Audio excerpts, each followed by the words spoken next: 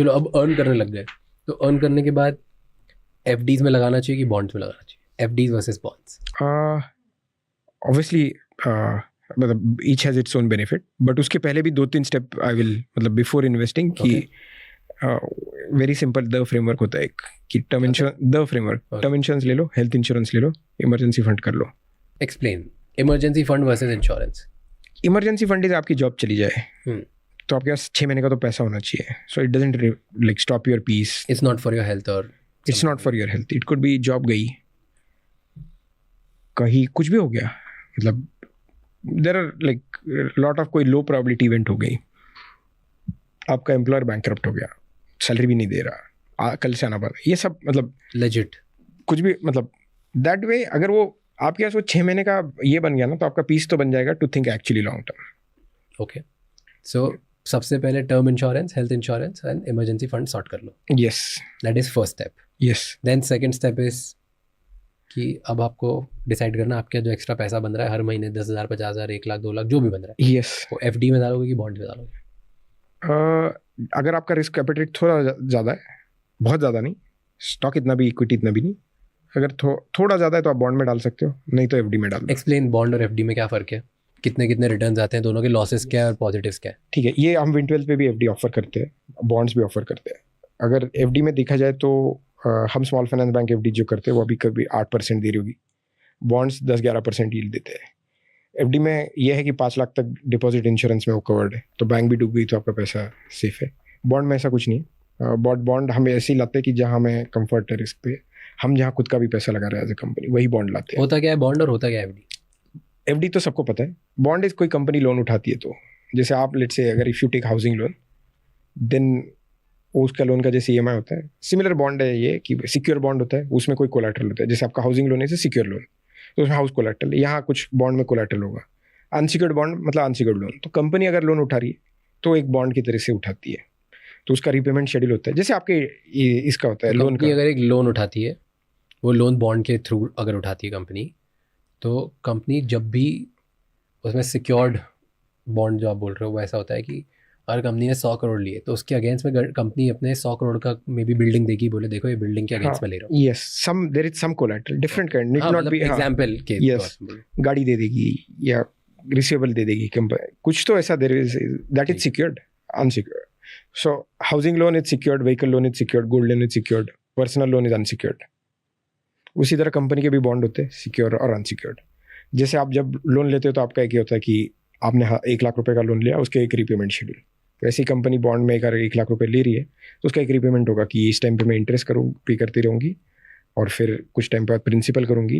ये एक तो एकदम एंड पे प्रिंसिपल होगा या बीच में थोड़ा थोड़ा होगा, तो ये सब. But it is basically a loan taken by company. It can be secured, it can be unsecured. If it is secured then it's secure bond. ठीक है, तो इसमें तो कंपनी देती है. एफडी में आप अब 10 लाख रुपए बैंक में डालते हो, बैंक आपको इंटरेस्ट देती है. बैंक कहाँ से देती है? वो भी तो ऐसी करती है, वो आपका एफडी का पैसा किसी कंपनी को उसने लोन पे दिया होगा. यस, कंपनी को देती है, रिटेल को देती है, कुछ भी देती है. तो टेक्निकली दोनों सेम ही चीज़ है, मतलब पैसा तो सेम तरीके से आता है. Yes, yes, way of dealing and process is different. Yes, FD थोड़ा कम रिस्क इसके लिए है कि अप टू 5 लाख जो सब रिटेल है वो डिपॉजिट इंश्योरेंस के अंडर आता है, बट इसलिए उसमें यील्ड भी कम है.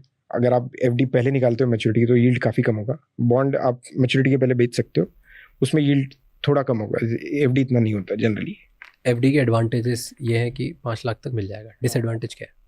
एडवांटेजेस और एक बताता हूँ एफडी का. एफडी इज गारंटेड लिक्विडिटी, तो आप कभी आके बैंक से पैसा ले सकते हो. बॉन्ड में आप तभी बेच सकते हो मैच्योरिटी के पहले जब कोई खरीदने वाला हो. जनरली होता है खरीदने वाला, but it's not, somebody is not guaranteeing you that liquidity. और कब तक, कितने टाइम का होती है मैच्योरिटी पीरियड बॉन्ड की यूजुअली? हम विन 12 पे जो बॉन्ड करते हैं वो 2-3 साल के ऊपर रहते नहीं है. सो सब 2-3 साल से कम ही होते हैं. राइट फ्रॉम 3 मंथ्स भी रहते हैं बॉन्ड. तो ये एफडी में है कि गारंटेड लिक्विडिटी है. बॉन्ड में निकालना चाहो निकाल लो. बॉन्ड में 2-3 साल के लिए पैसा अटक सकता है. हाँ, अभी तक तो नहीं अटका हमारे यहाँ, बट मैं बस बता रहा हूँ कि there is generally a buyer, we help you find buyer, मिल जाता है. बट अभी तक मतलब वो ये होता है. एफडी में रिटर्न कम है, राइट. तो ये स्मॉल फाइनेंस बैंक एफडी 8% की है, वो और भी कम होने के चांस है. अगर आपकी नॉर्मल बैंक एफडी आप देखोगे तो 6-6.5% की है. वही बॉन्ड में 10-11% यील्ड होता है. और एफडी में अगर आप देखोगे 8 साल के जो है 8% वाली यील्ड, ये वो काफ़ी लंबी मैच्योरिटी की होगी, 3 साल. ये बॉन्ड में आपको 11% 6 महीने में भी वाले भी बॉन्ड होंगे। क्यों नहीं डालते लोग बॉन्ड में पैसा जब 11% रिटर्न मिलता है तो? नहीं पता, और एक तो नहीं पता, और दूसरा ये for long time this were only accessible for rich nights. तो ये जो लिस्टेड बॉन्ड्स हैं उनमें मेजॉरिटी ऑफ बॉन्ड में till 2022 minimum investment was 10 lakh, completely out of reach. In 22 SEBI reduced it to 1 lakh, and now in 24 second half it reduced to 10,000. तब 10,000 रुपये वाला भी बॉन्ड ले सकता है? हाँ, 6 महीने का बॉन्ड ले सकते हो जिसमें आपको 11% साल के हिसाब से इंटरेस्ट मिलेगा। तो 10,000 रुपये डाल दिए और मैं साल की 11% रिटर्न मिल सकता है। इट्स फिक्स रिटर्न और is there any up and down?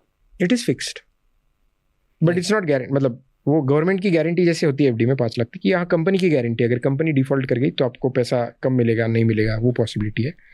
But वो हम जैसे विंटवेल प्लेटफॉर्म में हम क्या करते हैं कि we are not a market place की कोई भी बॉन्ड लगा दिया, हमारी खुद की रिस्क टीम है, हम वही बॉन्ड लाते हैं जहाँ हम अपना 2% इन्वेस्ट करते हैं बॉन्ड में, होल्ड टिल मैच्योरिटी करते हैं। तो एज इफ हम एक्चुअली अपना पैसा लगाते हैं, तो हम ऐसा ही बॉन्ड लाते हैं जो हमें कंफर्ट है अपना पैसा लगाने के लिए। तो अभी तक हमने 4,000 करोड़ के बॉन्ड बेचे हैं, उसमें से 2,000 करोड़ टाइम पे रीपे भी हुए, but we haven't seen any default. कितने % डिफॉल्ट होते हैं bonds? Depends on the category, rating category, but हमारे यहाँ तो अभी तक 5 साल में एक भी डिफॉल्ट नहीं हुआ है। बट इन जनरल वो प्रॉबिलिटी होती है, ट्रिपल ए भी हो सकता है डिफॉल्ट, ट्रिपल बी भी हो सकता है, वो हर एक मतलब तो ए रेटिंग में कुछ 1-1.5 होता है उसके आसपास, और ट्रिपल बी में कुछ 2-2.5% प्रॉबिलिटी होती है। सो जैसे एक क्रैश आया था ग्लोबल बॉन्ड्स की वजह से, ट्रिपल ए करके रेटिंग से बेच दिया था, बट था नहीं ट्रिपल ए। तो ये सब तो सब फेक किया जा सकता है अगर पूरा मार्केट सब लॉबी करने पे आ जाए तो। 2008 was technically this crash, right? Rating agencies were partly responsible in my opinion. The larger was कि उसमें कोई skin in the game नहीं था। उसमें क्या हो रहा था कि जैसे मैंने आपको लोन दिया, ये लोन मैंने आप किसी को बेच दिया, उसने किसी को बेच दिया। इंडिया में वो अलाउड ही नहीं है। अगर कोई NBFC जो नॉन बैंकिंग फाइनेंशियल कंपनी होती है, जो बैंक नहीं बट जो लोन दे सकती है, उनको RBI से लाइसेंस, अगर मैं लोन पोर्टफोलियो किसी को बेच रहा हूँ तो उसमें पहला लॉस मेरा होता है 5-10% का। So I have skin the game. Plus मुझे वो 3 महीना अपने बैलेंस शीट पे कम से कम रखना पड़ता है। मतलब मैं वो लोन ऐसे आज रात को लोन दिया और रात को बेच दिया, ऐसा नहीं होता। उसे 3 महीने अपने बैलेंस शीट पे रखना होता है। उसके बाद मैं अगर 100 लोन ये कर रहा हूँ, बेच रहा हूँ वो, तो उसमें से पहले 5 या 10 जो डिफॉल्ट होंगे वो मेरे जेब से जाएगा, उसके सिवा अलाउड ही नहीं है। तो आप यहाँ वो होना मुश्किल है, बिकॉज रेगुलेशन ने काफ़ी सही काम किया है। तो वो जो था वो रेटिंग एजेंसीज की वजह से था ही 2008 क्रैश। बट ये था कि जो NBFC आज लोन दे रही है वो बेच रही है, उसको कोई फर्क नहीं पड़ता, वो उस पर अपना मार्जिन कमा रही है। तो इमेजिन कि आपको पैसा बांटना है, हर लोन बांटने पे आपको पैसे मिल रहे हैं, बट वो लोन डिफॉल्ट होने पे आपको कोई ये नहीं है, तो आप कितना बांटोगे?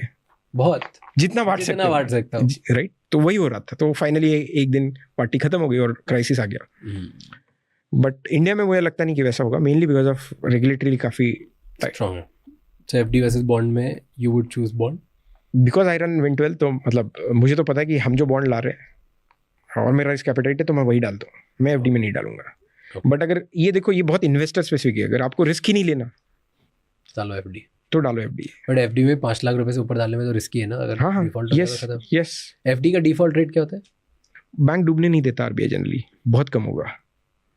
बट हुआ ऐसे नहीं है जैसे PMC बैंक हुआ है पहले, तो होता रहता है। तो obviously I'm not an advisor here, but unless it's HDFC, ICICI, Kotak, SBI type of bank, 5 lakh से ज़्यादा तो नहीं डालना चाहिए। क्यों? स्कैम्स हो सकते हैं, मतलब यू नेवर नो। फाइनेंशियलाइजेशन जब होता है ना, तब लोग काफ़ी दूर हो जाते हैं मतलब रियल बिजनेस से, तो वो अंदर क्या चल रहा है आपको कोई आइडिया नहीं है। जो बहुत सारे 5 लाख से ज़्यादा नहीं डालना चाहिए एक बैंक के, तो 25 FD ले लो 5-5 लाख की, कर सकते हो। बट वो मतलब हाँ, जैसे ये 3 बैंक तो RBI ने बोला कि ये कंट्री के लिए इंपॉर्टेंट है, HDFC, ICICI, SBI। तो वहाँ तो मुझे पता है कि वहाँ RBI इतना ध्यान देगा, और वहाँ डूब रहे, वो डूब गए तो कंट्री डूबना राइट। तो हाँ, तो कहीं भी लगा लो, तो फिर तो कहीं भी लगा लो तो बहुत। तो बट बियॉन्ड दैट नहीं पता, मतलब और ना कोई डिलीजेंस कर रहा है। जैसे हम बॉन्ड में हम खुद का डिलीजेंस करते हैं, खुद का पैसा लगाते हैं, तो हम पूरा छान के देखते हैं कि क्या है क्या नहीं। मैं पर्सनली बॉन्ड में लगाता हूँ, बट इसका मतलब ये नहीं कि मैं हर एक को बोलूँगा बॉन्ड में लगाओ। मैं इनफैक्ट किसी का अगर रिस्क नहीं है तो मैं बोलूँगा मत लगाओ बॉन्ड में।